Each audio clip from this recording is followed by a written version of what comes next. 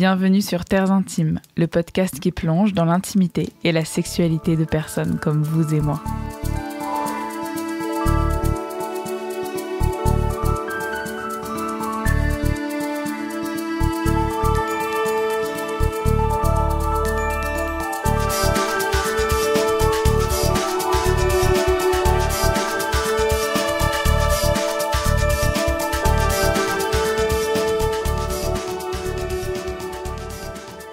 Bonjour à toutes et à tous, j'espère que vous allez bien et que votre mois de décembre se passe à merveille. Je ne vais pas vous mentir, j'enregistre cette introduction enroulée dans un plaid, un thé chaud à côté et je suis à deux doigts de me faire une bouillotte. Et en même temps, mon cœur est rempli de chaleur car pour cet épisode spécial fin d'année 2022, j'ai retrouvé des anciens invités de Terres Intimes. Ils m'avaient manqué et je souhaitais savoir comment ils allaient, comment ça se passait dans leur intériorité. Vous vous apprêtez donc à écouter les voix de Lola, Baptiste, Coraline, Cindy et moi-même, car comme l'année dernière, je me suis prêtée au jeu de l'interviewer. Mon intention était de faire un épisode de joie et d'amour, mais vous verrez que cette année, elle n'a pas été des plus faciles, des plus fluides et des plus calmes pour les cœurs de toutes et tous. Cependant, dans ces parenthèses d'intimité, j'espère que vous trouverez de la douceur, de l'amour et surtout une grande envie de vous célébrer vous, pour tout ce que vous êtes et tout ce que vous faites. La première invitée d'aujourd'hui n'est autre que Lola, 34 ans, qui a été la toute première invitée de toute l'histoire de ce podcast. On était frigorifiés pendant l'enregistrement, mais c'était si magique de la retrouver. Ensemble, nous avons parlé de mariage, de maturité et de jouissance. C'est parti. Bonjour Lola. Bonjour. Ça commence bien. Tu vas bien ? Très bien, très très bien. T'es bien installée, t'es enroulée dans mon plaid quand même. Ouais, il fait froid chez toi. Oui, pour information, on est chez moi, il y a une petite table de la brioche que t'as amenée très bonne, t'es enroulée dans un plaid jaune. Tout à fait. Très intéressant. Bien, et je n'ai pas encore allumé mon chauffage alors que nous sommes début décembre. Voilà. Mais écoute, je dors en chaussettes. Les chaussettes que tu portes là, je dors avec. Ah, magnifique. Elles sont incroyables. J'ai de la chance.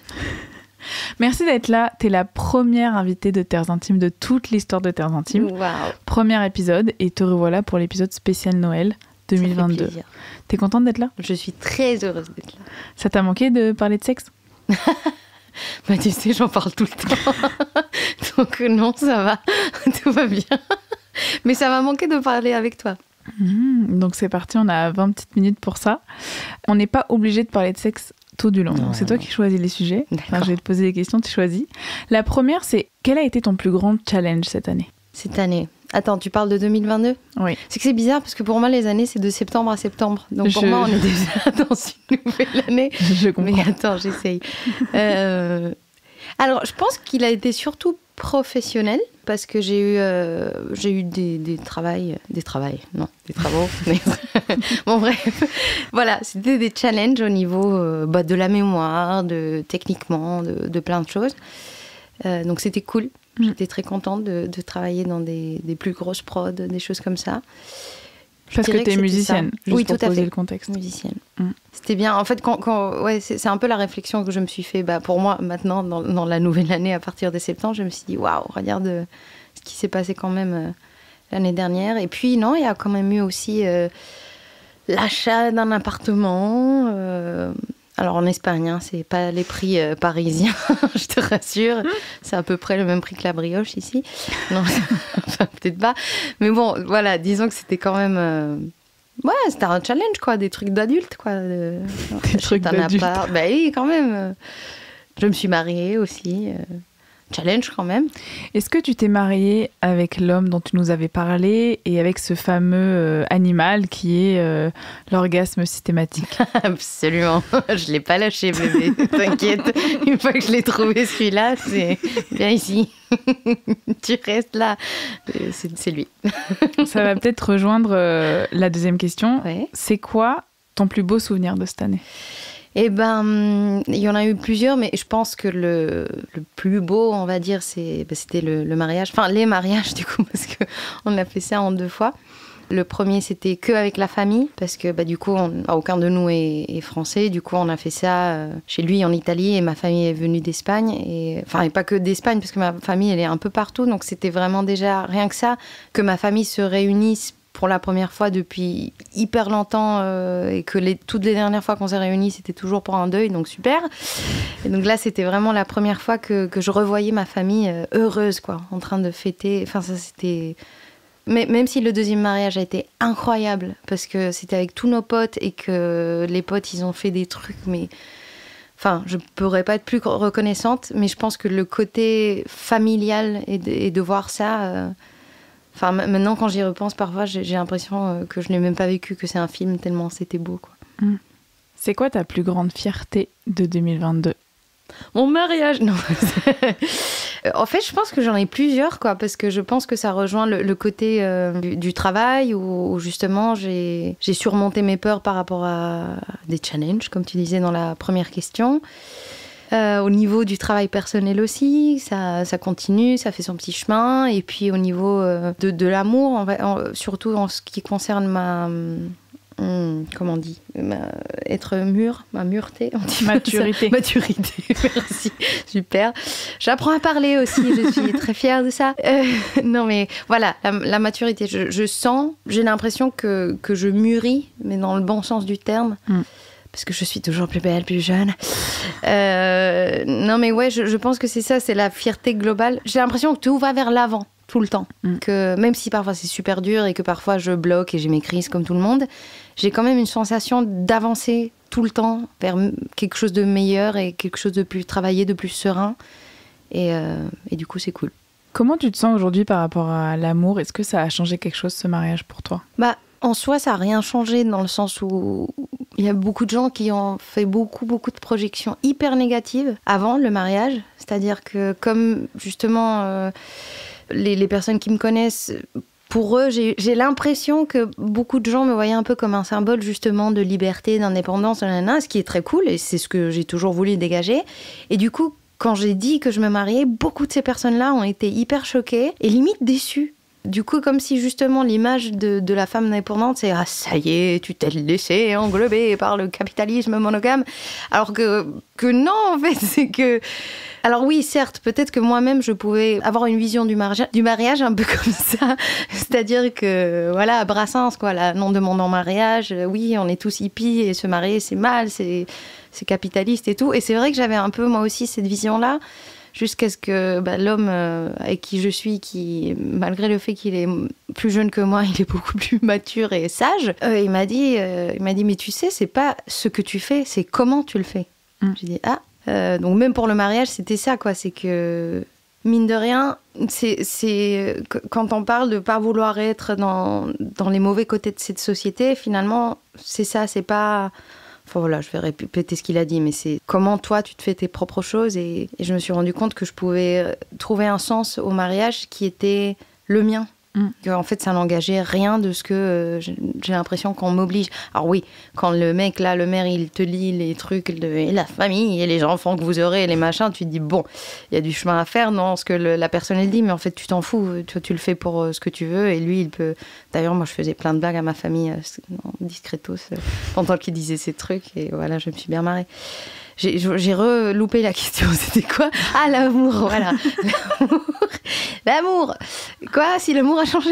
Non, la place de l'amour cette année. Alors, elle a quand même un peu changé, mais en bien aussi. Mais pas par rapport au mariage, c'est surtout depuis que je suis avec cette personne-là. C'est-à-dire que tout ce qui me faisait peur avant du fait d'habiter avec une personne, qu'une personne me voit dans mon entièreté, dans la quotidienneté, toutes les choses que je trouvais pas sexy, que j'avais peur de pas trouver sexy chez l'autre aussi.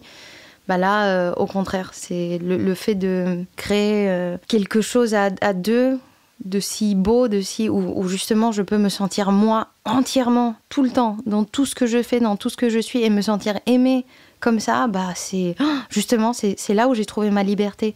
Avant, j'avais l'impression que la liberté, c'était autre chose. Et là, non, je me dis, c'est ça, c'est pouvoir être moi tout le temps, dans tout ce que je fais. Oui, c'est la question que je voulais te poser quand tu parlais tout à l'heure des projections des gens et du fait que tu étais pour eux une femme libre, donc qui couchait avec les personnes qu'elle voulait, etc. Et en fait, c'était leur définition de liberté. Et j'avais discuté avec un thérapeute que tu connais bien, Laurent, qui m'avait dit, en fait, dans une relation, c'est comment on apprend à être libre ensemble et à être libre à deux. Donc en fait, toi, tu te sens beaucoup plus libre aujourd'hui ou tu as découvert une nouvelle liberté ? Complètement, parce que déjà, je me sens je me sens en confiance beaucoup plus avec moi-même, avec ce que j'ai derrière, quoi. C'est un... Alors, je dirais pas que c'est un socle, parce que quand tu dis socle, ça veut dire que si le socle part, bah, du coup, tu te brinque-balles. Attends, ça veut dire... Tu tombes. Tu tombes, oui. Merci. J'ai pas le mot là, donc tu tombes. Et du coup, ouais, non, je dirais pas ça, parce que c'est pas ça. Il est pas mon tout. Mon couple, c'est pas mon tout. C'est autre chose. Et d'ailleurs, ça me rassure parce qu'à chaque fois qu'on se sépare pour X raisons je sais pas, de travail, de voyage, quoi que ce soit, ça me fait toujours mal. Et j'ai vraiment l'impression, quand il part ou quand je pars, que non, je peux pas vivre sans lui. Et en fait, ça me rassure qu'au bout d'une heure, tout va bien. Et qu'il me manque. Il n'y a pas de problème, il me manque de ouf. Mais que non, tout va bien. Je suis toujours moi-même. J'ai pas besoin de lui. En fait, que tout le temps, ce n'est qu'un choix constant. Chaque minute de ma vie, je choisis d'être là où je suis. Et donc, je choisis d'être avec lui ou pas. Si un jour, j'ai plus envie, en fait, c'est pas grave. Et c'est pas parce qu'on est mariés que... Enfin, pour moi, c'est beaucoup plus attachant d'avoir un enfant. Par exemple, là, pour le coup, là, t'es lié avec la personne pour toujours. Tu peux pas... bon, salut, chérie. Alors que tu te maries, ça reste un papier que tu peux déchirer et dire... Non, tu fais ce que tu veux, quoi. C'est cool. Ça n'engage que toi et ça n'engage que lui, quoi. Tout à fait. Tu te dirais quoi à la toi d'il y a 1 an, après avoir vécu tout ça? Si tu avais un conseil à lui donner ou juste un petit cheer-up? Je lui dirais juste d'être patiente, quoi. Parce que tout arrive... tout ce qu'on attend, finalement, arrive. Et peut-être pas toujours de la façon dont on s'y attendait. C'est juste ça. Mais je pense que moi, mon gros défaut, et qui peut parfois me rendre très malheureuse, c'est ça. C'est que... Quand je veux un truc ou quand je veux plus un truc, je suis très... Allez, tout de suite, là, c'est bon. Et que parfois, doucement, ralenti Ouistiti, faut attendre. Voilà, que tout va arriver. Enfin, ça veut pas dire tu te mets dans ton canapé, t'attends, faut aussi bosser, hein, mais voilà, je dirais juste, t'inquiète, ça vient. J'ai mon t-shirt de la saison 2, c'est ralenti Ouistiti, quoi. Genre, je l'ai. Peut-être que c'est lui, l'animal mythologique. C'est lui, c'est le Ouistiti en toi qui est là.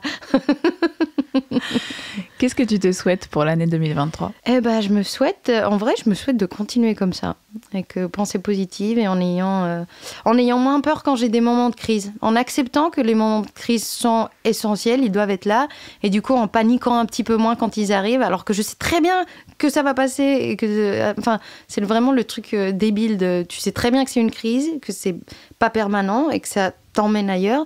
Mais sur le moment, j'ai toujours un truc de « c'est la fin du monde, je meurs ». Et voilà, juste ça. Ma toute dernière question, c'est, t'as pas une petite histoire de cul drôle à raconter ? Parce qu'en vrai, j'ai interviewé quand même pas mal de personnes et tout, et on a tous eu des années quand même complicado. T'as pas une petite histoire marrante ? Alors, le problème, c'est que maintenant que je suis monogame, j'ai moins d'histoires de cul nulles. Du coup, ce qui est bien, hein, ouais. je me le souhaite. Donc, je peux te raconter des vieilles histoires, si tu veux. Oui, il faut que ce soit une de cette année. C'est une histoire que tu veux ? C'est ta vie, ton expérience, c'est celle que tu choisis. Juste pour notre petite fin d'année. T'en avais raconté 2, mais je les ai pas publiées. Parce que... Mais tu les as quoi ? Tu les as pas publiés ? Non. Bon, excusez-moi, je vous interromps, mais j'ai besoin d'une petite transition. J'ai envie de vous expliquer ce qui s'est passé. En fait, là, on a parlé de ses anciennes blagues avec Lola. On a ri et on s'est perdu dans la joie. Et puis après, j'ai eu envie de parler de jouissance. Parce qu'en fait, cet animal mythologique, moi, je crois qu'il m'a un peu stressée. Parce que je ne jouis pas tout le temps. Même quand je suis dans des draps, avec une personne extra, autant dans ses gestes, ses intentions et ses mots. Parfois, je jouis pas. Et je sens que c'est mon corps qui veut pas. Ou je sens que c'est mon mental qui s'enroule et qui m'oppresse. J'ai peur de pas jouir, j'ai peur d'être trop lente, j'ai peur que mon partenaire s'ennuie, j'ai peur qu'il en ait marre, j'ai peur de trucs absurdes. Et ça crée une peur principale qui est celle de pas être normale, de pas savoir jouir, de pas avoir assez de valeur, de pas être assez bien en fait. Alors oui, on peut faire un podcast sur le sexe et avoir des peurs. D'ailleurs, je pense que c'est pour ça que je l'ai créé. Mais voilà, de tout ça, j'en ai parlé à Lola. Et ça a résulté dans une toute autre question. À tout de suite, dans un autre espace-temps. En fait, j'ai une dernière question qui me vient. Oui. C'est qu'on avait beaucoup parlé dans la première interview de sens, mais aussi de l'importance de se caresser, de se toucher, de masturbation. Je voulais savoir si tu avais des conseils ou si tu avais quelque chose à nous dire par rapport à la jouissance, parce que j'ai quand même parlé à beaucoup de personnes cet été, et notamment par rapport à cet orgasme systématique, que c'est pas si facile à avoir et qu'il y a des moments où c'est un peu compliqué. Et comment tu trouves cet équilibre? Est-ce que la masturbation, c'est un sport, un entraînement? Comment tu jouis, en fait? Bah, justement, moi, quand j'avais dit que c'était avec cet homme-là que j'ai découvert cet animal, c'est pas tellement... Enfin, c'est un très bon amant, il n'y a pas de problème, mais c'est pas par quelque chose qu'il fait lui. C'est que je me sens tellement en confiance avec lui et je me sens tellement en égalité que je dois pas être à penser que à son plaisir, ou je dois pas être à calculer le temps, qu'est-ce que là, c'est quoi la position, machin. Et du coup, je peux me permettre d'être hyper libre par rapport à ce qui va se passer dans mon corps. Et du coup, enfin, je vais pas pouvoir dire des positions, des choses comme ça, parce que c'est ça pour le coup, pardon, le micro, pour le coup, les positions, enfin, tout ce qui est technique physique, c'est chacun son clito, j'ai envie de dire. Chacun son... Enfin, voilà, chacun va trouver. Mais moi, je sais qu'il y a un truc qui m'aide beaucoup, c'est les projections mentales, enfin, les images que je me fais et les scénarios. C'est-à-dire, c'est pas que je pense à quelqu'un d'autre, ni rien de tout ça. C'est juste que, pour moi, la masturbation, c'est, oui, comme tu as dit tout à l'heure, c'est que c'est un peu l'entraînement. Enfin, c'est pas que tu fais ça en t'entraînant, mais c'est que c'est forcément ton corps et ton cerveau assimilent des choses. C'est-à-dire, si toute ta vie, tu t'es masturbé en te faisant des scénarios, en pensant à des choses dans ta tête, bah évidemment qu'après, c'est ce qui va se passer pour jouir. Quand t'es au lit, tu peux pas, enfin, ça peut pas arriver juste comme ça mécaniquement si t'es pas habitué à jouir juste mécaniquement. Et je connais très peu, surtout de femmes qui jouissent juste, oh, un pénis, allez, je me touche et c'est bon. Enfin, non, c'est... Alors que pour les mecs, franchement, je veux pas faire de généralité, mais bon, il y en a beaucoup que c'est un peu ça. Mais bref, mais c'est vrai qu'il y a toujours je lis dans des bouquins beaucoup de... Bah, c'est aussi facile de faire jouir une femme qu'un homme, c'est juste qu'on sait pas y faire et tout. Et en fait, franchement, je trouve que c'est pas... parfois, enfin, moi, je sais que c'est venu à me stresser par moments en me disant, bah, clairement, je mets plus de temps qu'un mec à jouir, quoi. Et donc, je voulais juste qu'on parle de ça, parce que vu que moi, ça me fait du bien. Bah non, mais c'est clair, mais t'as raison. Mais je pense qu'il y a déjà le facteur psychologique. C'est-à-dire que le moment où tu dis il faut que je jouisse, c'est là où tu fais un problème. Et moi, quand je dis qu'il est systématique, cet animal, c'est que... Alors, ça m'arrive parfois, très peu de fois, mais ça m'arrive parfois je sais que je vais pas jouir. Et ça peut venir de plein de trucs. Et c'est souvent dans ma tête. C'est souvent parce que, en fait, je sais qu'on se lève tôt le lendemain matin et que là, j'y suis pas, quoi. Genre, je suis pas du tout là-dedans. Je suis beaucoup plus genre, oh putain, le réveil demain, machin. Et du coup, là, il y a tout mon corps qui est en mode, c'est trop bien, tout va bien, mais c'est mort, je vais pas jouir. Et ces moments-là, je sais pas comment expliquer, mais je le sais tellement que du coup, les fois où j'ai essayé quand même, en me disant, bon allez, quand même, hein, tu vas pas... le fait de me dire, allez, il faut que je jouisse, c'est fini, quoi. C'est encore pire. Ça va me bloquer encore plus. Et du coup... Enfin, je sais pas comment dire. Après, je comprends, parce que moi aussi, j'ai eu ces moments-là à me dire la pression de... Mais merde, est-ce que c'est obligatoire d'avoir, du coup, de me mettre dans un scénario dans ma tête? Je peux pas jouir sans ça.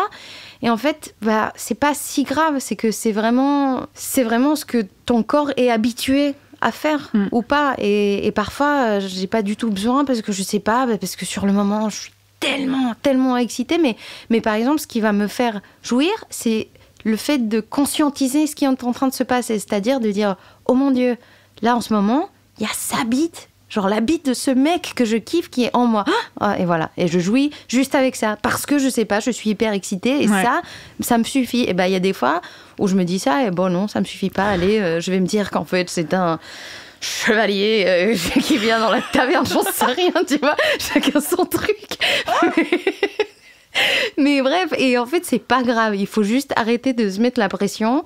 Tu vois ce qui marche pour toi, que ce soit au niveau physique, au niveau mental. Bon, alors après, si tu imagines que tu te vois toi-même en train de tuer un chaton, bah, peut-être qu'il faut aller voir un psy. Ouais, il faut aller voir un psy. Voilà. C'est pas peut-être. Mais sinon, je pense que the name of the game, c'est se lâcher un peu du lest et se laisser... C'est pas du tout l'expression que je cherchais. J'ai une phrase qui m'est venue, c'est se lâcher la grappe pour se lâcher la chatte. Bravo, bah voilà, ça va être mon t-shirt de l'année 2023. Tout à fait. Non, mais t'as complètement raison. Je suis traversée par la poésie. C'est exactement ça. Très bien, j'avais envie de parler un petit peu de cul cru et je pense que ça me fait du bien et ça fait du bien aux gens. Donc merci beaucoup Lola d'être venue. Alors quand tu veux, tu sais que je suis là pour ça. Notre deuxième invité est Baptiste, 26 ans. Vous vous souvenez de lui ? On avait parlé consentement, contraception et plaisir dans l'épisode 4 de Terres Intimes. Cette fois, il nous a partagé son expérience de tournant professionnel et les challenges qu'il rencontre dans sa relation amoureuse. C'était précieux de le retrouver. Bonjour Baptiste. Hello Juliette. Ça va ? Ça va super. Merci d'être là aujourd'hui après un an. C'était à plus d'un an qu'on a fait l'interview pour Terres Intimes. Tu reviens pour cet épisode spécial Noël 2022. Merci d'être là. Avec grand plaisir. Merci aussi pour la bouteille de vin qu'on a bu alors qu'il est même pas 15h un mercredi. Mais c'est pas grave, on ne dira rien. Ma première question pour cet épisode spécial, c'est quel a été ton plus grand challenge cette année ? Ça peut être un moment un peu difficile, une décision à prendre, quelque chose où tu t'es senti challengé par la vie. Mon plus grand challenge, ça a été dans ma sphère intime, d'arriver à comprendre dans une relation que j'ai depuis 5 ans, là, ce qui se passait pas forcément bien ou ce avec quoi j'étais pas à l'aise, et de choses qui pouvaient durer depuis déjà 2-3 ans, et de pouvoir l'exprimer à l'autre personne. C'est encore en discussion, c'est encore un sujet chaud, donc je peux pas non plus trop m'avancer sur les suites de ce qui s'est passé, mais j'ai pu te dire, en tout cas à la personne que j'aimais fort, que la relation qu'on entretenait n'était pas ce qui me convenait, et que voilà, je voulais faire bouger les lignes. Au bout de 5 ans, j'ai trouvé que c'était particulièrement dur, surtout quand on s'enferme dans un modèle qui nous convient, enfin, qu'on pense être le meilleur modèle.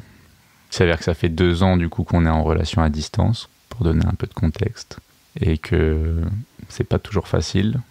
On gère entre les périodes où on se voit, où ça se passe toujours très bien, les périodes où on se voit pas, où c'est un peu plus compliqué. Et arriver en fait à dire que les périodes où on se voit pas, elles sont problématiques, à peser le pour et le contre de si elles valent ou pas les périodes où on se voit.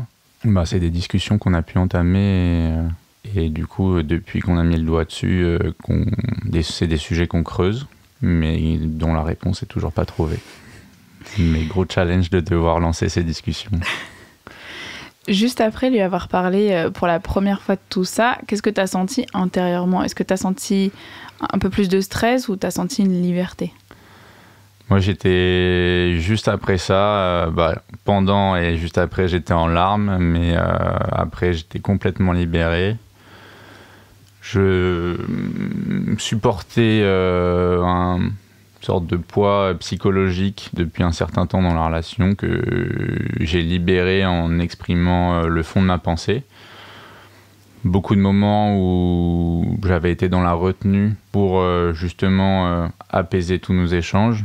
En fait, même si je pense que j'ai une grande capacité à faire ça et à faire la part des choses, au final, je me suis rendu compte que au bout de 3 ans, ça s'était accumulé. Et en fait, pouvoir l'exprimer, j'ai senti un grand sentiment de liberté au plus profond de moi.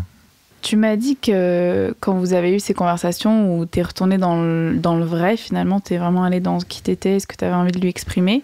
Tu m'as dit que dans votre intimité, tu avais senti une reconnexion.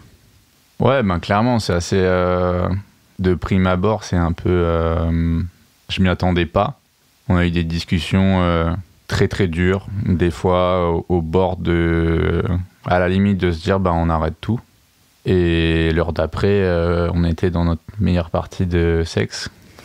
Et c'est assez troublant, mais il s'avère que pendant les discussions, en fait, à la fin de la discussion, si on sent que, si on n'est pas parti sur la conclusion de on arrête tout, mais on continue, en fait, il y a d'avoir échangé à cœur ouvert, ça permettait de se reconnecter complètement et du coup, derrière le sexe était très très agréable. Et ça s'est reproduit plusieurs fois comme ça sur les semaines dernières. Ouais, quand tu ouvres les cœurs, ça ouvre les corps. On va passer sur des choses un peu plus peut-être positives. Tu vas me dire, quel est l'un de tes plus beaux souvenirs de cette année ? Du coup, je savais que la question allait arriver. Moi, c'est vrai que je trouve ça assez dur de désigner un souvenir. Je sais que j'accorde beaucoup d'importance à des moments que j'ai passés avec les personnes que j'aime. Je pense à des festivals que j'ai fait avec des copains, à des après-midi où on mange des champignons. Il y a de temps en temps des drogues impliquées dans l'histoire. Mais voilà, des après-midi entières à rigoler de tout et de rien. Donc ça, c'est des très très beaux souvenirs de cette année. Et après, ce qui restera dans ma mémoire, je pense, ça fera peut-être la transition avec la suite, c'est ma transition professionnelle, où l'année 2022 restera pour moi l'année où j'ai quitté mon taf d'ingé et où je commence à taffer dans les salles d'escalade.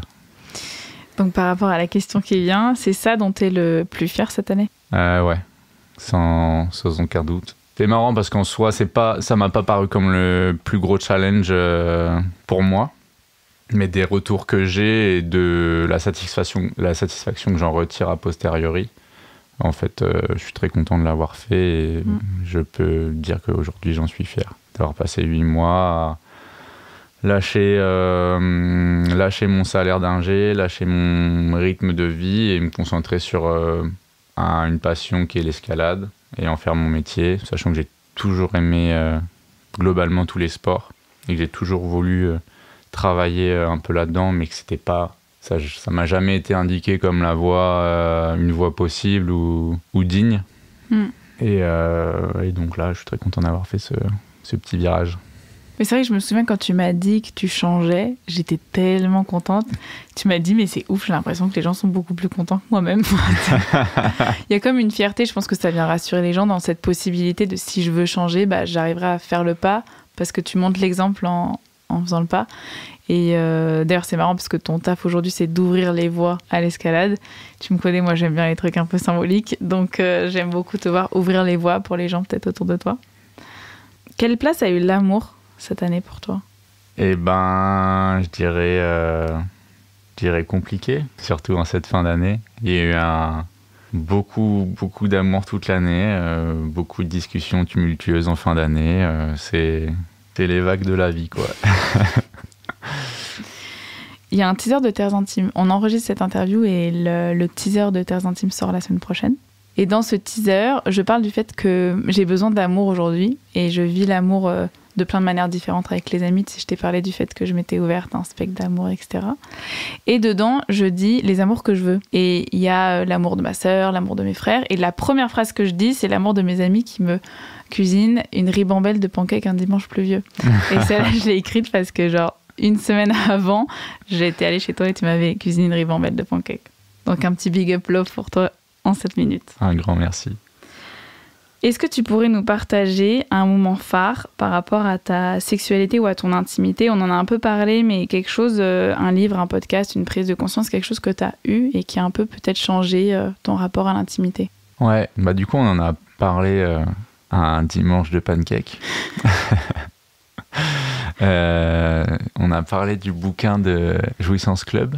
C'est un bouquin qu'il faut que tout le monde lise, qui est hyper éducatif, avec des super dessins, très très bien illustrés, très très bien documentés, très très bien expliqués, à la fois sur l'anatomie des deux corps et des zones érogènes, etc. Et aussi sur toutes les pratiques qui pouvaient être effectuées à ce niveau-là pour donner du plaisir à sa partenaire. Et il y a ce petit dessin de la prostate qui me faisait beaucoup rire, avec un sourire vraiment... éclatant. Éclatant. Joyeux et bête un peu. L'imbécile heureux. Et donc je me suis dit qu'il fallait que j'explore un peu plus s'il y en avait une en moi, une petite prostate imbécile et heureuse. Et j'ai pas encore trouvé les mystères de cette prostate, mais voilà, je suis à la recherche de ça. Donc ça fait évoluer ma sexualité d'une certaine manière. C'est vrai qu'on a parlé de cette petite prostate et qu'on l'a cherchée dans le bouquin pendant bien 15 minutes et qu'on ne lâchait pas l'affaire. Et à un moment donné, tu m'as dit, bon, je trouve pas. Je suis là, non, je veux trouver. Ça ressemble à une petite citrouille. En plus, on était un peu à Halloween à ce moment-là. Donc, mais c'est vrai, cette petite prostate a changé des vies cette année. Je ne vous dis pas tout, mais c'est vrai. Que dirais-tu au toi d'il y a 1 an ? Comme je suis assez fier de ce que j'ai fait sur le plan professionnel et sur le plan personnel. Je dirais que je lui dirais simplement de vivre sa vie comme il l'entend. Je suis jamais dans le regret et j'essaie de jamais l'être. Donc c'est un peu dur de faire un conseil pour changer quoi que ce soit. En fait, moi j'aime ce que j'expérimente, j'aime ce que je vis. Et donc je dirais simplement t'inquiète, t'as pas fait de boulette, tu peux y aller plein but. Ma dernière question, c'est... Donc ça, je sais que tu fais pas de feedback, mais peut-être que tu poses des intentions. Donc qu'est-ce que tu te souhaites pour 2023 ? 2023, va falloir quand même trouver, malgré ce virage professionnel, la stabilité n'est pas encore là. #chôme-du. Mais ouais, l'idée c'est de trouver une stabilité professionnelle, stabilité aussi émotionnelle. Mais il faut aussi parler du coup de ce qu'on a et ce qu'on voudrait garder. Et j'aime beaucoup ce que j'ai aujourd'hui, l'amour que je reçois de mes amis et de ma famille. Et ça, c'est important, très très important à garder pour moi. Et donc je me le souhaite aussi pour 2023. Donc si je réunis tout ça en 2023, je serai au top. Il y a un petit truc qui me vient. Que tu restes ou pas avec ta partenaire, vous vous souhaitez quoi à tous les deux ? Moi, je lui souhaite tout l'amour du monde, qu'elle le reçoive, qu'elle le donne. Et je veux qu'elle soit heureuse, quoi. Merci beaucoup, Baptiste. Avec grand plaisir. La feu follette qui arrive, vous la connaissez, car c'est elle qui a partagé sa vie et son intimité dans les 2 épisodes précédents. Or, on dit bien jamais 203. Coraline, 26 ans, est donc de retour, et c'est encore autrement qu'on la découvre. Ensemble, nous avons parlé d'intermittence du spectacle, de bullying, de s'autoriser, au lit et dans la vie, et d'introspection. Bonjour Coraline. Bonjour Juliette. Est-ce que ça va ? Est-ce que tu te sens bien entourée de tes madeleines, ton thé, tes clémentines ? C'était des incroyables madeleines. C'était vraiment des madeleines incroyables qui croustillaient et étaient un petit peu molles en même temps. Pas gras, hein, c'est 200 grammes de farine, 200 grammes de beurre, 200 grammes de sucre. C'est genre un podcast culinaire en fait, attends. En tout cas, merci beaucoup de revenir dans ce podcast pour l'épisode spécial Noël. Ça fait pas très longtemps qu'on s'est vu. Ça fait très longtemps, Juliette, tu m'as beaucoup manqué. Du coup, je suis très contente de revenir. On est contente de retrouver notre feu follet favori. La première question, c'est quel a été ton plus grand challenge cette année ? C'est-à-dire un moment de difficulté, une décision à prendre, quelque chose où tu t'es sentie challengée par la vie ? Alors du coup, j'ai beaucoup réfléchi et j'ai pas trouvé de réponse jusqu'à ce que tu me dises, toi, qu'est-ce que tu pensais être la réponse. Mais en fait, non, j'avais du mal un peu à prendre de recul sur qu'est-ce qui avait été le plus challengeant parce qu'il s'est passé pas mal de trucs différents cette année. Mais je pense que le truc, effectivement, le plus challengeant qui m'est arrivé, ça s'est joué plus au niveau professionnel, où j'ai commencé à, je pense, réfléchir un peu plus à ce que... quelle était ma vision un peu du travail, qu'est-ce que j'avais envie d'en faire, parce que du coup, pour expliquer, en gros, je travaille en tant que freelance et je suis réalisatrice, cadreuse, monteuse, enfin je bosse dans la vidéo de manière générale, et du coup c'est un mode de travail, travailler en freelance, c'est quand même un mode de travail qui implique pas mal de choses en termes de vie, même autant personnelle que professionnelle, c'est quand même beaucoup de décisions un peu prenantes, je trouve, et qui concernent pas uniquement le travail. Et là, du coup, ma décision, ça a été de changer un petit peu de cap dans ce domaine-là, où je me suis dit qu'en fait, j'aimerais bien changer de système, c'est-à-dire de plus être freelance, mais devenir intermittente du spectacle. Waouh. Ce qui va pas vraiment changer, en fait, le travail que je fais, mais disons plus, je pense, un peu mon rapport au travail, en fait, où je me suis rendu compte que le concept d'être freelance, en fait, ça m'obligeait un peu à être dans une espèce d'insécurité permanente où j'acceptais un peu tout et n'importe quoi, on va dire dans un souci financier et pas vraiment, on va dire, dans une volonté artistique, forcément. Et je sais que, bon, en étant intermittente du spectacle, ça veut pas dire que je vais faire ce que je veux de ma vie, mais je sais que c'est un système, en tout cas, qui encourage plus, justement, des gens qui sont dans des métiers artistiques à, grâce aux indemnités que t'as, de pouvoir, en fait, avoir des moments où tu n'acceptes pas du travail parce que tu sais que tu vas... être indemnisé par Pôle emploi. Donc en fait, en gros, ça favorise le fait de prendre des décisions où on s'écoute plus, en tout cas, au niveau du taf, quoi.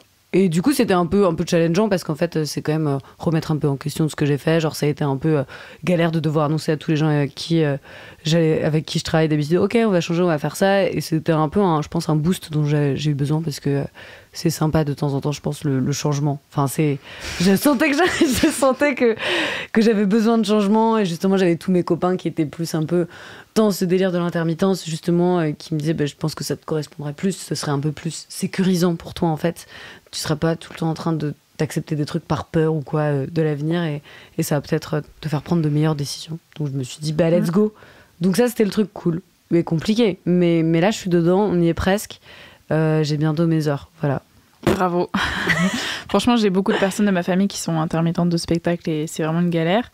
Et étant freelance, je comprends vachement la difficulté de pas stresser et de comptabiliser aussi bien ses payes et tout. Enfin, c'est vraiment une galère pour la créativité parfois.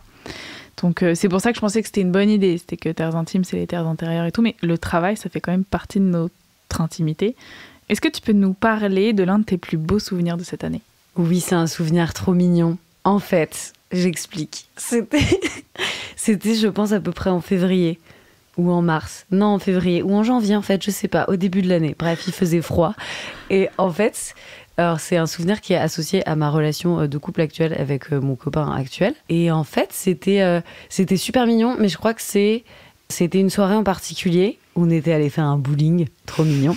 Et en fait, je sais pas ce qui s'était passé, mais en gros, la veille, j'avais dû lui envoyer un message parce que j'étais allée dans un endroit qui m'avait fait penser à lui. Et d'un coup, j'avais eu un espèce de flash où je me suis dit, oh, mais en fait, j'aime trop cette personne. Genre, je venais de réaliser qu'en fait, j'étais amoureuse de ce mec-là, vraiment la veille. Et du coup, ça m'avait rendue super heureuse parce qu'en même temps, je sentais que peut-être il était un peu amoureux de moi aussi et tout. Donc, j'étais un peu contente.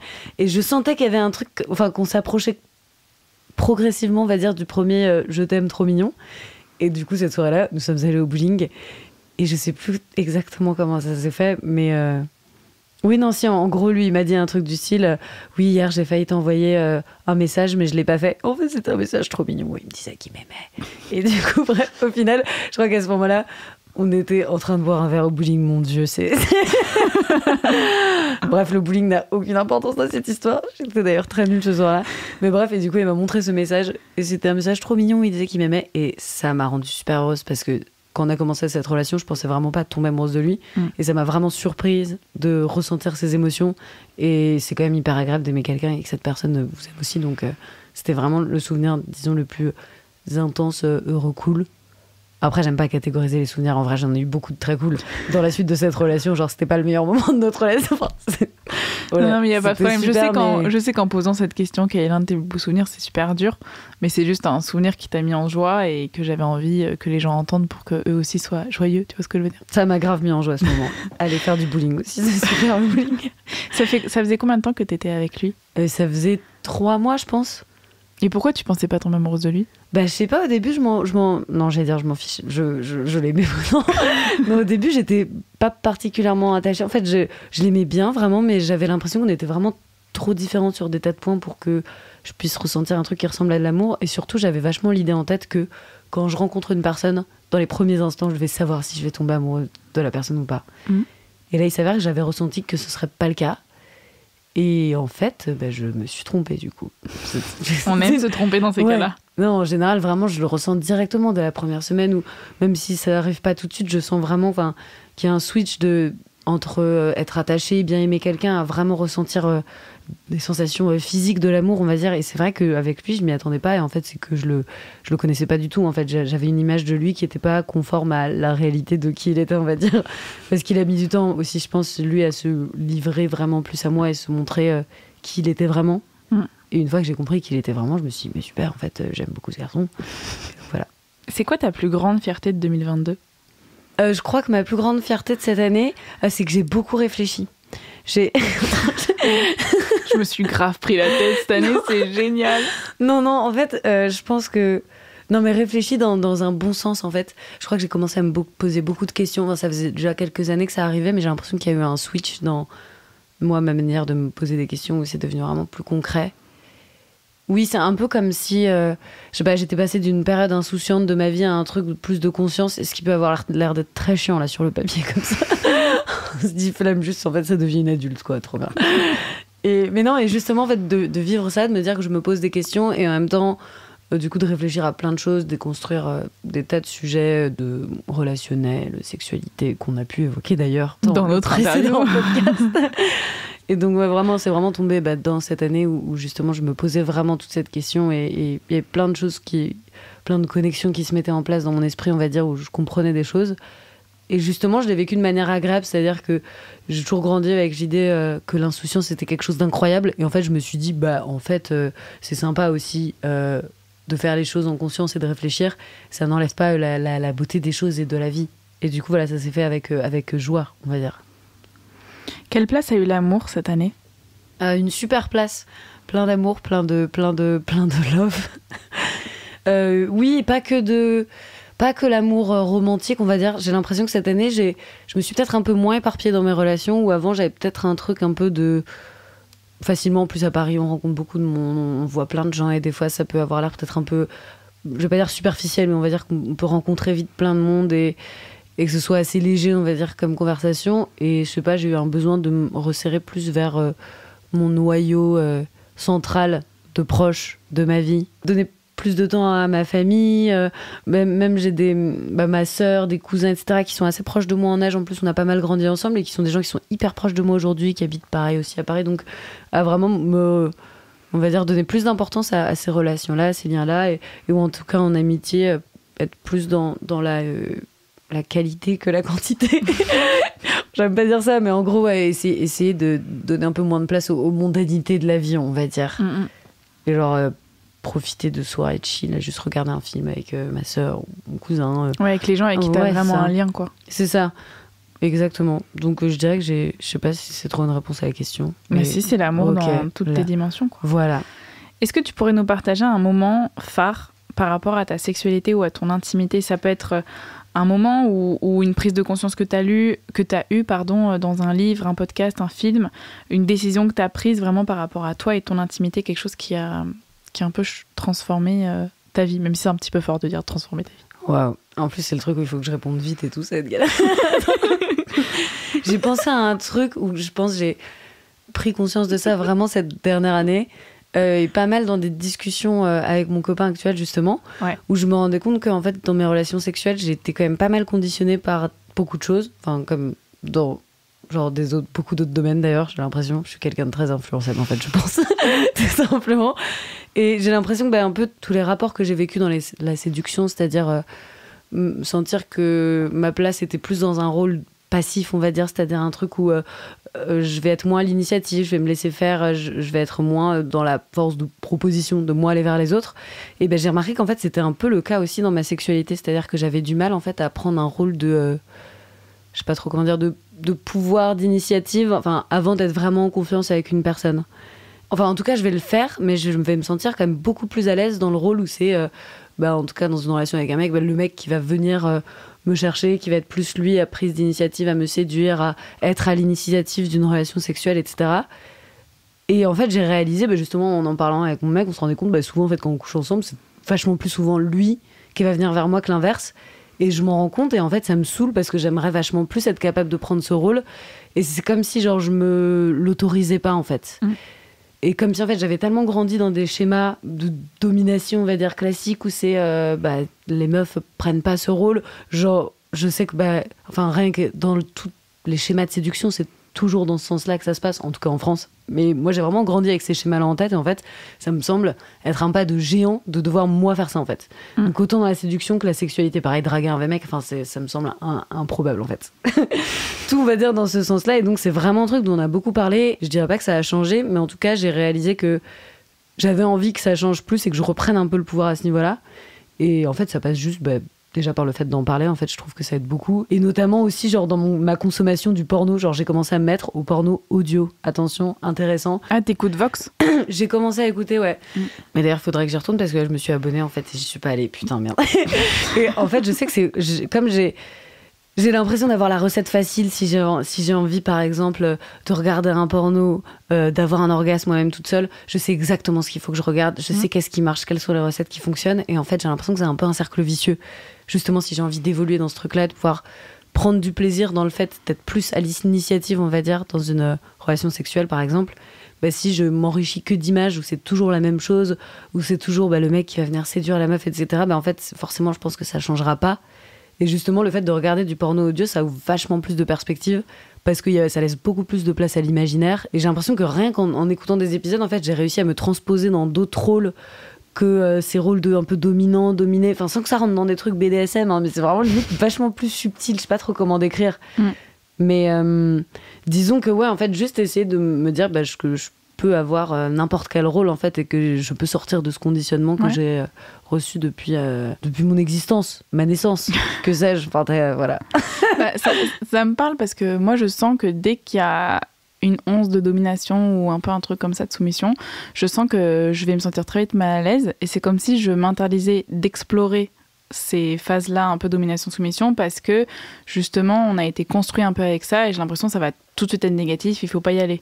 Et justement j'avais une conversation avec toi où tu m'as dit mais peut-être que tu peux explorer ces rôles et savoir ce que tu ressens. L'important c'est qu'il y ait vraiment de la communication et de l'échange et que ce soit pas toujours domination-soumission, enfin comme si il fallait aussi s'autoriser à un peu explorer tout ça. Comme si la société, elle était tellement fermée sur plein de sujets que ça m'empêchait moi d'aller explorer des désirs parce que je me dis, ça c'est négatif, ça c'est pas un désir que je suis censée avoir en tant que féministe par exemple.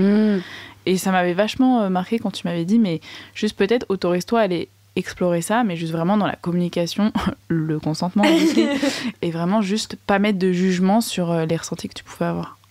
Grave, en fait, j'ai l'impression qu'il faut garder en tête l'idée que on a été construit et conditionné comme ça, certains plus que d'autres, hein. Je sais que d'autres personnes ne sont pas du tout sensibles à ce que moi je raconte, mais moi en tout cas je l'ai vécu comme ça et en fait il faut garder en tête que c'est peut-être, ça fait partie de nous en fait, c'est des choses qui peuvent, c'est des on va dire des rôles dans lesquels on se sent à l'aise parce qu'on a vécu uniquement avec ces constructions autour de nous, donc en fait il faut pas s'interdire ou se culpabiliser de se dire je ressens peut-être l'envie d'aller vers là, mais en même temps j'ai l'impression que c'est pas bien. Je pense que l'intérêt, c'est d'essayer de trouver un équilibre, d'avoir conscience de pourquoi on a ces désirs-là, de se laisser aller les explorer, et en même temps de se dire, ce qui pourrait être intéressant, c'est d'essayer aussi d'autres choses, en fait, de ne pas rester toujours dans les mêmes schémas, et au moins d'avoir conscience de pourquoi ils sont là, mais surtout pas s'empêcher de faire des choses, dans les limites du consentement, bien évidemment. Qu'est-ce que tu te dirais à la toi d'il y a 1 an ? En fait, j'ai l'impression que la moi d'il y a 1 an était vachement insouciante, en fait, et que je me posais peut-être vachement moins de questions. Donc, je dirais peut-être profite. Non. Profite parce que cette année, on va beaucoup trop réfléchir. Non, en soi, en fait, justement, là, j'aurais peut-être plus des encouragements à me donner à la moi d'aujourd'hui, mais j'ai l'impression qu'il y a 1 an, vraiment, j'étais vraiment dans une grande forme d'insouciance et petit à petit, sont arrivés plein de questionnements. Donc, en soi, ça allait. Je n'avais pas particulièrement besoin de soutien, je crois. Qu'est-ce que tu te souhaites pour 2023 ? Alors, j'aimerais continuer à réfléchir. C'est bien. La thune. La moula. Oui. Non, justement, qu'est-ce que je me souhaite ? J'aimerais bien arrêter de me soucier autant du regard des gens de manière générale dans la vie, je pense. J'ai l'impression que ça fait partie des prises de conscience que j'ai eues cette année, donc le chemin est là. Et j'aimerais bien vraiment réussir à toucher la vérité de qu'est-ce que je veux moi vraiment, en fait, en me détachant vraiment de qu'est-ce que les autres, qu'est-ce que la société, même mes proches, tout, enfin, qu'est-ce que les gens attendent de moi de manière générale, en fait. Parce que j'ai réalisé que c'était vraiment des grandes préoccupations qui prenaient beaucoup de place dans ma tête. Tellement de place que parfois j'ai du mal à savoir qu'est-ce que moi-même j'ai envie, en fait. Je sais pas trop si tu vois ce que je veux dire. Ouais, je vois ce que tu veux dire. Et j'ai l'impression que de temps en temps, j'arrive à vraiment me détacher de ça et me dire, non, j'ai envie de faire ça. Parce que j'ai vraiment envie de le faire et j'ai l'impression que des fois c'est un sentiment qu'on ressent vraiment, c'est physique en fait, quand on est certain qu'une chose est bonne pour nous en fait. Et j'aimerais bien avoir plus de moments où j'agis de cette manière en fait, je pense.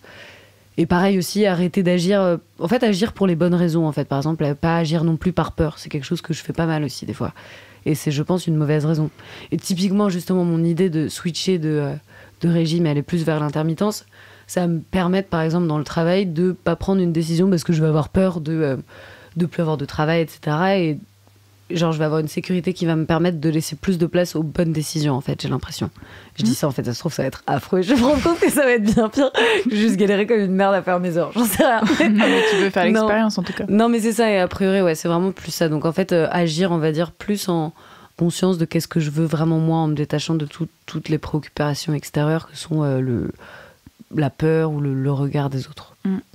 J'ai une dernière question. Qu'est-ce que tu souhaites aux auditrices de Terres Intimes ? Ce serait super que tout le monde aille bien.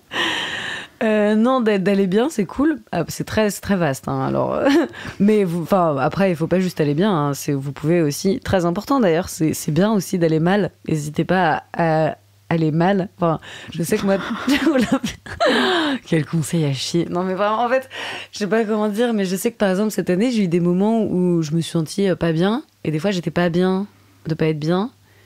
Et des fois, j'étais bien de pas être bien. Je sais pas exactement comment décrire ça, mais c'est plus dans l'acceptation de la situation, de se dire, bah là, en fait, peut-être je vais mal, mais c'est pas grave, j'irai mieux plus tard. Et c'est une passe, en fait. Une passade. Une passe. C'est une émotion désagréable qui me traverse, mais elle va partir et ça ira mieux. Et donc, de vivre mieux, on va dire, les moments où on n'est pas bien et de les accepter, en fait. Et d'aller bien aussi, c'est super. Mais bref, vous pouvez aller bien et mal, c'est cool. On sera content. Merci beaucoup, Coraline. De rien. Oh my god. Qu'est-ce qu'un épisode de Noël sans notre très chère Cindy ? Grande star du 3e épisode de Terres Intimes, cette jeune femme de 29 ans, bientôt 30, était présente au spécial Noël 2021. Impossible donc de ne pas la retrouver, surtout que nous avons vécu la moitié de l'année ensemble, en coloc, à la Cambrousse, un écolieu dans lequel nous avons toutes les deux travaillé. Vous allez voir, son année a été très intense, tant au niveau de l'amour qu'au niveau du travail. Et comme l'année dernière, après nous avoir parlé de ses péripéties romantiques dignes de Titanic, Cindy a pris le micro pour m'interviewer. Ensemble, on a parlé de cœur abîmé puis reconstruit, de tenir face à la tempête, de se choisir soi et de la puissance de la tendresse. Bonjour Cindy. Bonjour Juliette. Comment ça va ? Ça va bien et toi ? Ça va très bien, tu te sens bien, t'as pas trop froid ? Non, ça va, je suis avec mon petit plaid et mon petit thé, tout va bien. On adore ces ambiances pour Noël. Ma première question pour cette interview de Noël, parce que tu sais que t'es là pour un nouvel épisode spécial fin d'année, un peu pour faire un bilan de cette année, voir ce qu'on a appris, les choses qui ont été difficiles et les cadeaux. Ma première question, on rentre direct dans le dur. Quel a été ton plus grand challenge cette année ? C'est-à-dire un moment de difficulté, une décision à prendre, quelque chose où tu t'es senti vraiment challengée par la vie ? Je pense que toute l'année 2022 m'a demandé de me challenger. J'ai vécu une année très intense d'un point de vue surtout intérieur. Alors, à l'extérieur, dans ma vie, il s'est passé bien sûr plein de choses. Mais c'est vrai qu'intérieurement, j'ai subi beaucoup de déconstruction et juste ça m'a beaucoup brassée. J'ai eu l'impression de vivre 10 ans en une année. Et tout à l'heure, je me disais, tiens, si t'avais un mot pour résumer cette année 2022, c'est le mot imprévisible. Vraiment, cette année a été imprévisible. Je pouvais rien prévoir parce qu'à chaque fois, ça n'allait pas dans le sens où je voulais, dans la direction que j'avais imaginée. C'était inattendu. Tant au niveau pro qu'au niveau perso. Ouais, surtout au niveau perso, j'ai envie de dire, quand même. Est-ce que tu pourrais nous dire comment tu as commencé ton année au niveau perso et comment tu es aujourd'hui ? L'année 2022 a commencé assez difficilement pour moi. J'ai envie de dire, c'est rare, mais j'ai vécu ma pire semaine de 2022 en janvier. Je me souviens lors d'un repas, on parlait de je sais plus trop quoi et j'ai sorti de toute façon cette semaine est nulle. Vraiment cette semaine était terrible pour moi. C'est vraiment la pire semaine en janvier de mon année 2022. Et c'était la pire semaine parce que ça se passait mal avec quelqu'un, parce que ce que tu ressentais, ça correspondait pas à ta réalité, ce genre de choses ? Ouais, exactement. Enfin, j'avais l'impression de ressentir des choses et l'extérieur me montrait que non. Et moi, je me disais, mais c'est pas possible. Et puis, il y avait plein de choses qui font que émotionnellement, j'étais marquée et brassée aussi. Je sentais que la vie me demandait des choses, mais à l'extérieur, il y avait pas.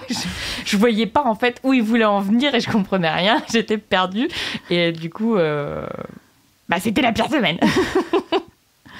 Donc j'imagine que c'était quand même en rapport peut-être avec une idée de cœur abîmé ou de cœur un peu brisé ou de cœur en tout cas challengé dans tes émotions.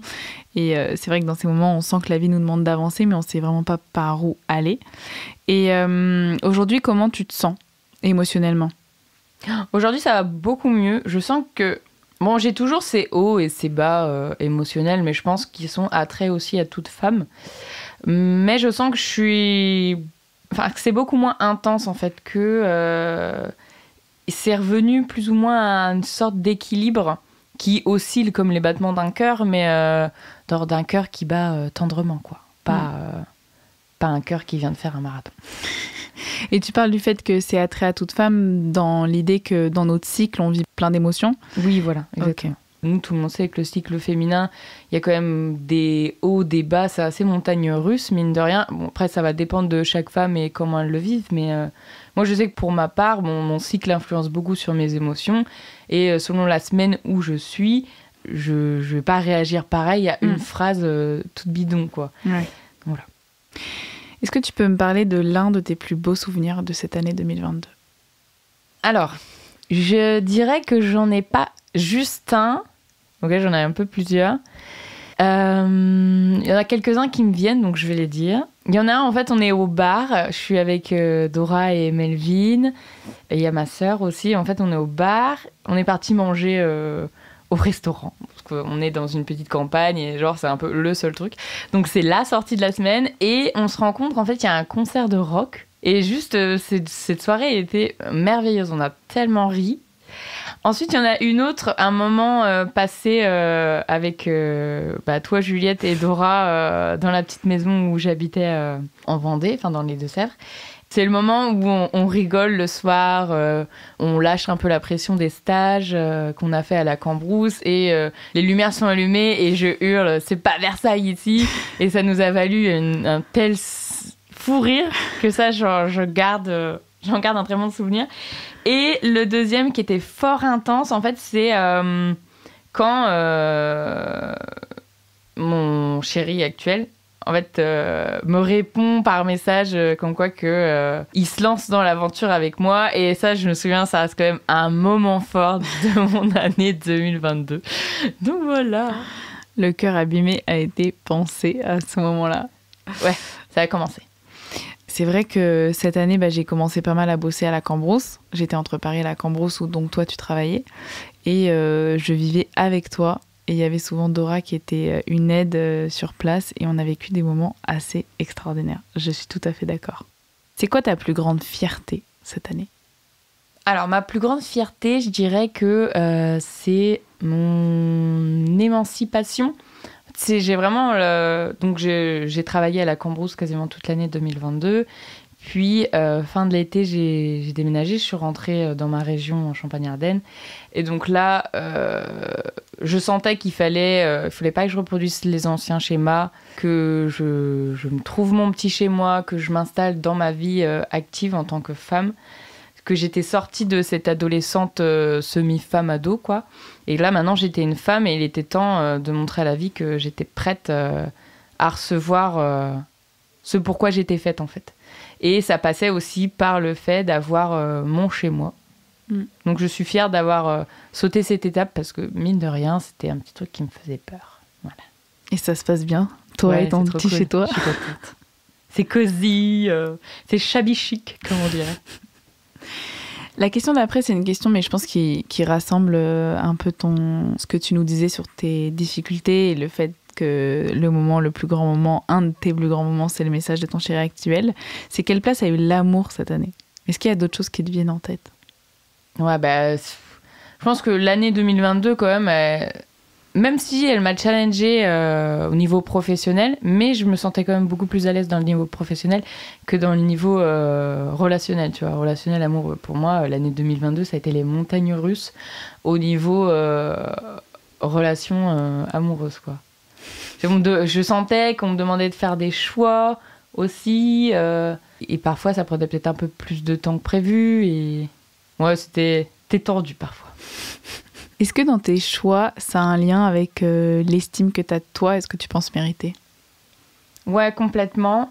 Complètement. Et en même temps, tous les jours, cette relation vient me faire bosser aussi l'estime de moi-même. De ne pas retomber dans mes vieux schémas où je privilégie en fait l'autre au détriment de moi-même. Et ça me pousse... En plus, ce que j'adore dans cette relation, c'est qu'on a une communication hyper fluide. On peut tout se dire, tu vois.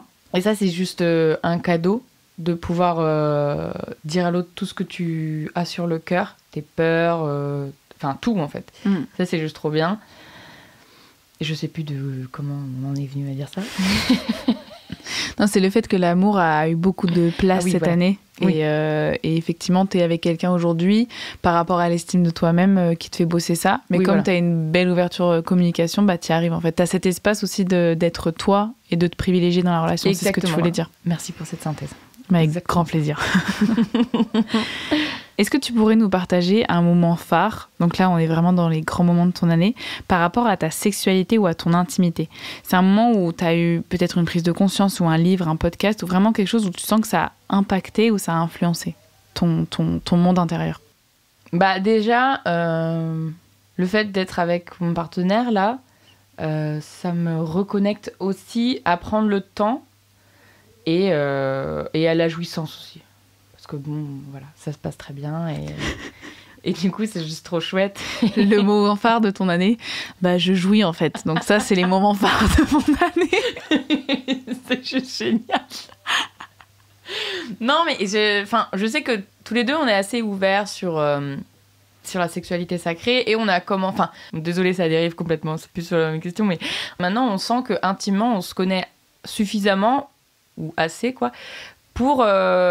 entrer dans la sexualité sacrée. Et donc là, on entame des petits rituels où il y a de la méditation, où on essaie d'y insérer de l'énergie. C'est une autre dimension, en fait. C'est comme si on avait appris à s'apprivoiser d'un point de vue physique et aussi pudique. Et maintenant que ça c'est fait, c'est un autre step. Voilà. Donc ça, c'est un moment fort dans ta vie aujourd'hui. Qu'est-ce que tu dirais à la toi d'il y a 1 an, à part « accroche-toi » Exactement, j'ai envie de dire. Je pense que... Ouais, accroche-toi. Hein. Accroche-toi, le dénouement va arriver plus vite que prévu. Et... abandonne pas, quoi. Vraiment, mais le Titanic va couler, mais t'inquiète pas, tu vas survivre. Et t'auras assez de place pour quelqu'un sur la barque avec toi. Qu'est-ce que tu te souhaites pour 2023 ? Pour 2023, je me souhaite de l'engagement dans tous les domaines de ma vie. Et en tout cas, c'est ce que je sens, de valider, en gros, mes ressentis intérieurs. Et tu vois, pour 2023, je sens que j'ai envie de valider le step de je suis une femme maintenant et je dis un grand oui et j'ouvre les bras à cette vie de femme. Merci beaucoup, Cindy. De rien, Juliette. C'était un plaisir. Je te propose qu'on fasse un peu comme l'année dernière. C'est-à-dire que je te laisse le lead. Est-ce que tu veux la feuille des questions ? Non, oui, je veux bien la feuille des questions. Histoire que je m'imprègne un peu et que je sois un minimum professionnel. Donc, est-ce que moi aussi, je peux faire bonjour à tous Donc, alors Juliette, c'est à toi de passer derrière les questions. Pour toi, Juliette, cette année 2022, qu'est-ce qu'elle a représenté pour toi, ok ? Si tu devais donner un mot, une image. Ce qui me vient, c'est éclosion. Parce que c'est vraiment une année où je me suis choisie dans plein de dimensions. Déjà professionnellement, j'ai trouvé un boulot qui m'éclate, qui me prend du temps, mais vraiment c'est un boulot un peu de rêve parce que je travaille avec une femme que je trouve assez ouf, qui a des projets incroyables. Donc professionnellement, éclosion, quelque chose que j'attendais depuis longtemps. Et personnellement, il y a quand même eu ma séparation donc, en début d'année, qui, je trouve, m'a permis d'éclore dans plein de dimensions. Et donc, c'est vraiment une année... j'ai un peu cette sensation aussi d'avoir vécu beaucoup de vie en 1 an. Parce que ce début d'année, dans les doutes de ma relation, a été très longue. Enfin, elle m'a paru vraiment très longue. Après, la partie du deuil a été moins longue que ce que je pensais. Mais là, j'ai découvert un peu d'autres dimensions de moi-même. C'est comme si j'avais fermé une porte et ouvert plein d'autres portes en même temps. Donc je dirais vraiment éclosion de moi. Et après, personnellement, je sais pas exactement encore ce que ça va donner. Mais j'ai l'impression d'avoir passé un gros step, quoi. Okay. Et du coup, tu dirais que ça a été quoi le plus gros challenge pour toi cette année ? Genre un moment difficile, une décision à prendre ? Bon, je pense que je connais la réponse. Ouais, c'est la décision de la séparation. C'était chaud. parce que c'était une relation, ça faisait quand même pas mal d'années qu'on était ensemble, donc il y a aussi cette idée d'investissement, mais pas investissement, je veux perdre les sous que j'ai mis là-dedans, mais c'est juste de cœur et d'énergie, et aussi beaucoup d'espoir et de croyance et de projection. Et donc, sentir que oui, ça va mal et ça me correspond pas et ça lui correspond pas, c'est aussi lâcher tout ce que j'avais imaginé, tout ce que j'avais envie de créer et toute l'énergie que j'avais mis pour créer ça. Et comme tu sais, la décision, elle s'est pas faite facilement du tout. Donc ça a été un gros step parce que c'était dire au revoir à...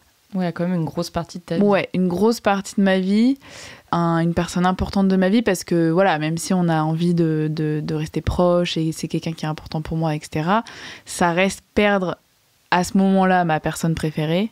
Donc ouais, c'était dire au revoir à une grosse partie de ma vie et comme on dit, on sait ce qu'on perd mais on sait pas ce qu'on gagne. Et donc ça a été vraiment un big step. Et du coup, pour contrebalancer sur le challenge, le moment difficile, quel a été le plus beau souvenir de cette année? Mes plus beaux souvenirs, ils sont... Alors ça peut paraître assez fou, mais en fait je me suis séparée début avril et fin avril et en mai aussi, je crois, j'étais beaucoup à la Cambrousse. Donc avec toi, Dora, dont on a parlé tout à l'heure, et Mallory. Et là, il y a eu pas mal de stages féminins sacrés qui ont été faits. Et en fait, vraiment, j'ai vécu des moments incroyables. Et je me souviens du premier stage qu'on a fait, c'était, je pense, fin avril. Mallory voulait organiser un stage féminin sacré vraiment assez fermé, mais on était genre 6 ou 7. Et là... J'ai toujours du mal, en cercle de femmes, à lâcher prise, à pleurer, à aller dans mes émotions. C'est quelque chose je me prends du temps. Et là, j'étais genre la 3e personne à parler. Et j'ai dit, voilà, je me suis séparée. Et là, j'ai pleuré. Et j'étais contente parce que je me disais, j'arrive à pleurer tout de suite et tout, c'était fou. Et en fait, j'ai dit, j'ai besoin de me déposer dans vos bras.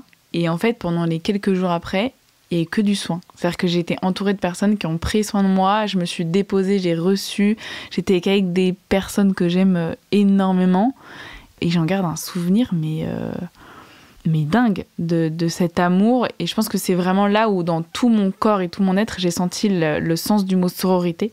J'allais le dire, c'est vrai qu'il y avait une force de sororité dans ces stages où tu te sens vraiment... Je me sentais aimée, je me sentais portée, j'avais le dos... je me souviens parce que je me suis séparée. Après, j'ai eu mes partiels, il y a eu un gros projet avec le boulot. J'avais énormément de choses à gérer, j'avais le déménagement aussi. Et donc, en fait, j'ai pas lâché la tristesse, j'ai tout tenu et je me suis éclaté le dos à cette fin. Et il y avait, par exemple, une ostéo qui est là, il m'a dit, t'inquiète, je te prends. Et on était sur l'herbe. Tout le monde se faisait des massages, se faisait du body painting et elle m'a fait un soin d'1h30 pour guérir mon dos. Après, Dora m'a coiffée, toi tu m'as massée. Non mais c'était la folie quoi. Et ça vraiment, j'en garde un souvenir de ouf.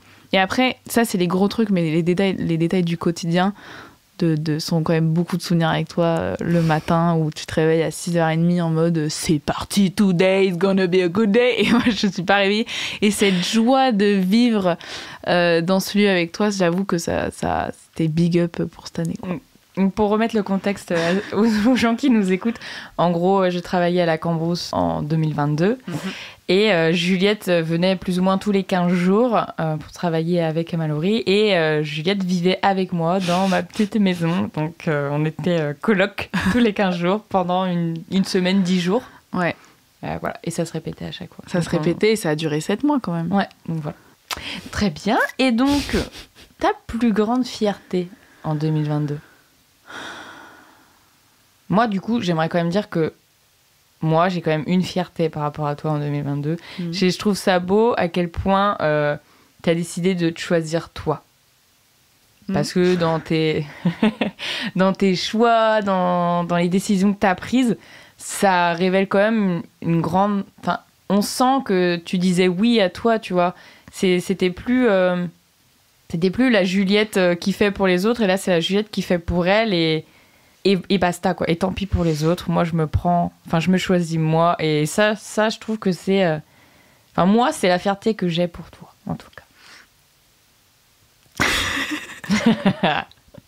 Ouais, je l'ai fait pleurer. Ouais, je dirais que c'est ça. Moi, j'avais pas du tout l'intention de me mettre à pleurer. Ok. Non, mais je dirais que c'est ça, c'est de m'être choisie et de dépasser toutes les peurs qu'il y avait. Parce que c'était beaucoup de questionnements, beaucoup de mental, est-ce que ça vaut le coup que je me choisisse ? Je me souviens, on était un jour, on était à côté de l'espace bien-être à la Cambrousse. Et je pleurais, et je te disais, mais je sais pas si ça vaut le coup. En fait, je sais pas si ce que je traverse et les décisions que j'ai prises, ça vaut le coup, en fait, pour moi. Et j'en sais rien, je sais pas ce que je gagne. Là, je sais juste que c'est la galère.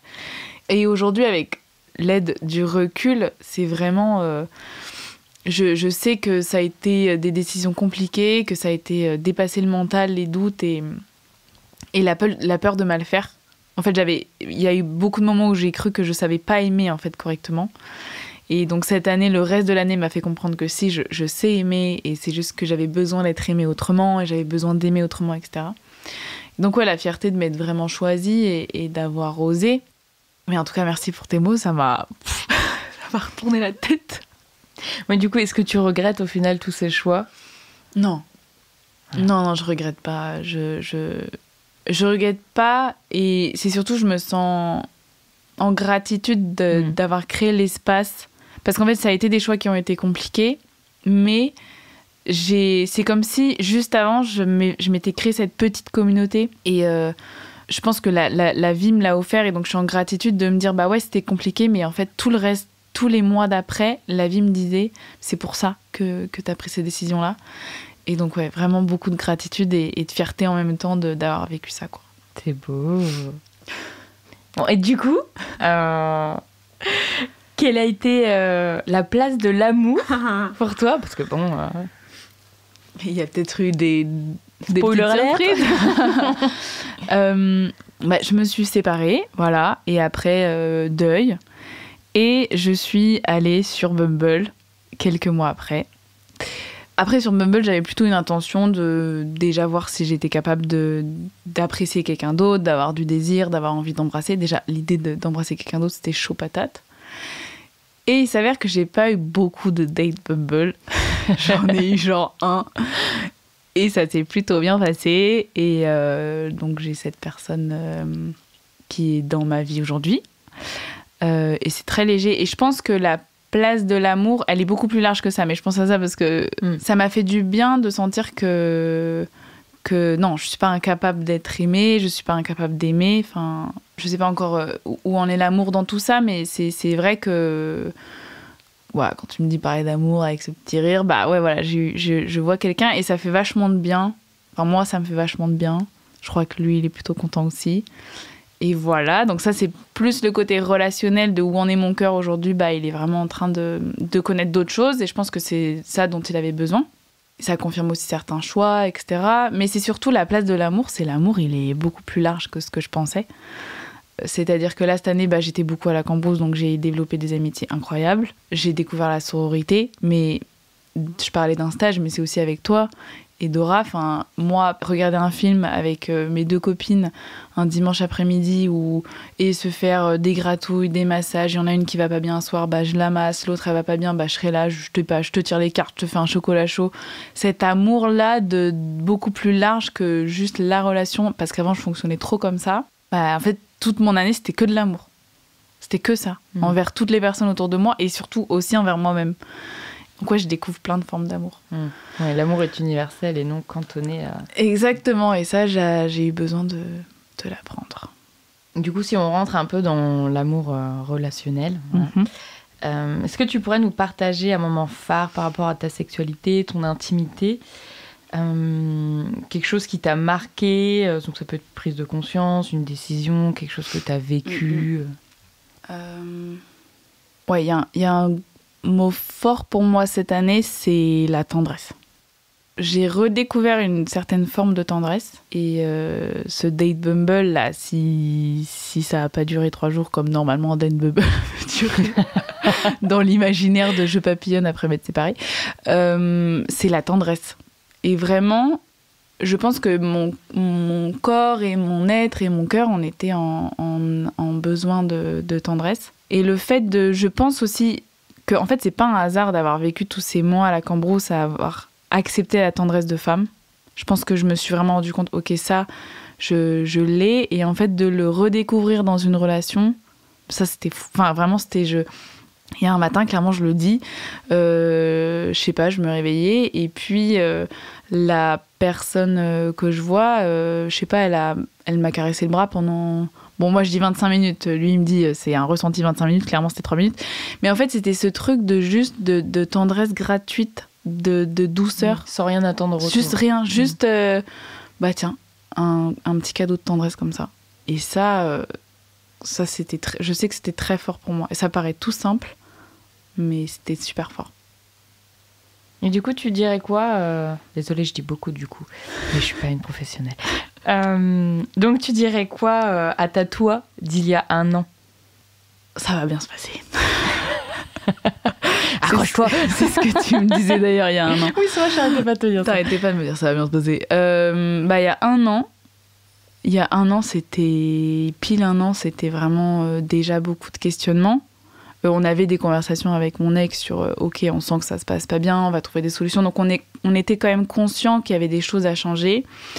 Et moi, c'était vraiment du mental et de la torture mentale à longueur de journée. Qu'est-ce qui est juste, qu'est-ce qui est pas juste? Est-ce que ça me va? Est-ce que ça me va pas? Est-ce que c'est moi qui sais pas aimer? Est-ce que c'est juste que c'est pas juste pour moi? Comment je sais? C'était de l'étouffement mental qui était assez fort. Alors, je pense qu'on peut avoir plein de choses en même temps, donc j'étais très heureuse d'être avec lui aussi. Il y avait des choses qui étaient belles.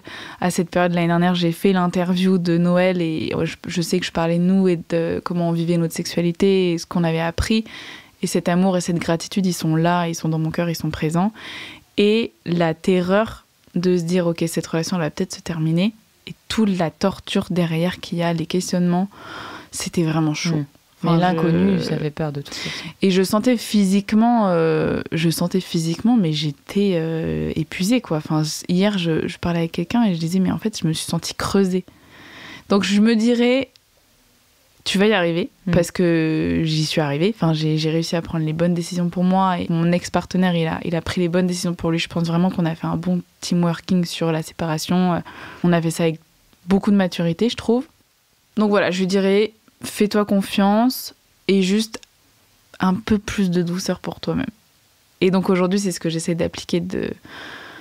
C'est ok de se tromper. Et d'ailleurs, on en parlait juste avant cette interview. C'est ok de se tromper, c'est ok de dire des choses pas justes, c'est ok de pas toujours être parfaite. Et t'en fais pas. Tu vas trouver les solutions et tu vas rebondir. Et je me dirais bravo d'avance. Et pour clôturer cette merveilleuse interview, qu'est-ce que tu te souhaites pour 2023 ? Professionnellement, je me souhaite de vraiment me lancer dans ma connexion à la musique. Ça, c'est un peu... je sens que la musique est en train de revenir dans ma vie et professionnellement, je sens que j'ai ce besoin de m'assumer, de m'accueillir et un peu tout ce cheminement que j'ai fait cette année avec le boulot que j'ai maintenant, continuer et prendre cette force que j'ai reçue de Mallory en bossant avec elle et toute la passion de travailler avec elle, réussir à l'investir dans d'autres projets en m'assumant plus, donc ce côté vraiment pro. Un peu comme toi en fait, écoute-toi, lance-toi, ça va bien se passer. Finalement, ça va être le même conseil tous les ans. Ça va bien se passer. Et de manière générale, dans le perso, dans la vie, c'est m'autoriser à me planter et à me lancer. En fait, surtout que des fois, quand on plante des choses, il y a des jolies pousses après. Ouais, c'est ça. Donc, voilà, c'est tellement beau. Mais ouais, vraiment vas-y, quoi. Et puis, tu te plantes. Et ce que je me suis prouvé cette année, c'est que quand je tombe bas, je sais remonter. Donc, gros truc aussi cette année, c'est je peux pas gérer les émotions, je peux pas gérer les autres, je peux pas gérer comment les autres gèrent leurs difficultés, leur vie.